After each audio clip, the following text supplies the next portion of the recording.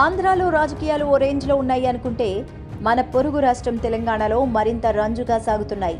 తాజాగా మాజీ మంత్రి కేటీఆర్ ఇంటి వద్ద అర్ధరాత్రి హై డ్రామా చోటు చేసుకుంది. తాజాగా కేటీఆర్ సోదరి కేసీఆర్ కుమార్తె జైలు ఘటన అందరికీ గుర్తుండే ఉంటుంది. అదేవిధంగా కేటీఆర్ని కూడా ఇంటి వద్ద అరెస్టు చేస్తారు అన్న వార్త వైరల్ కావడంతో ఒక్కసారిగా బీఆర్ఎస్ కేడర్ అలర్ట్ అయింది. హైదరాబాద్ నందినగర్లోని కేటీఆర్ నివాసం వద్దకు అర్ధరాత్రి భారీ ఎత్తున బీఆర్ఎస్ నేతలు కార్యకర్తలు తరలివచ్చారు. ఆ సమయంలో కార్యకర్తలు భారీ ఎత్తున నినాదాలు చేశారు. తన కోసం వచ్చిన వారిని గమనించిన కేటీఆర్ నివాసం నుంచి బయటకు వచ్చి వారందరినీ పలకరించారు.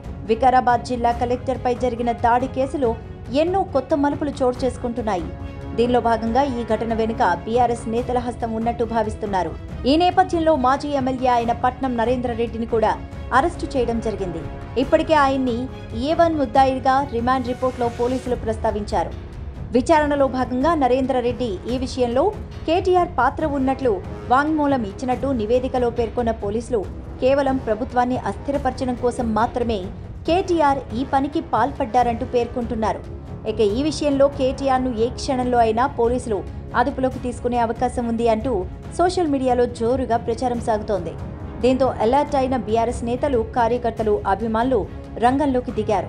కేటీఆర్ ఇంటి వద్ద మోహరిస్తున్న జనాన్ని గమనించిన పోలీసులు అక్కడ భారీ ఎత్తున బందోబస్తును ఏర్పాటు చేశారు. ఇక దాడి విషయంలో సీరియస్ అయిన తెలంగాణ ప్రభుత్వం నేరస్తులు ఎవరైనా సరే వదిలిపెట్టేది లేదని అంటున్నారు. మరి కేటీఆర్ కూడా కవితలాగే జైలు పాలవుతారా లేక తప్పించుకుంటారా అనే విషయంపై తీవ్రంగా చర్చలు జరుగుతున్నాయి.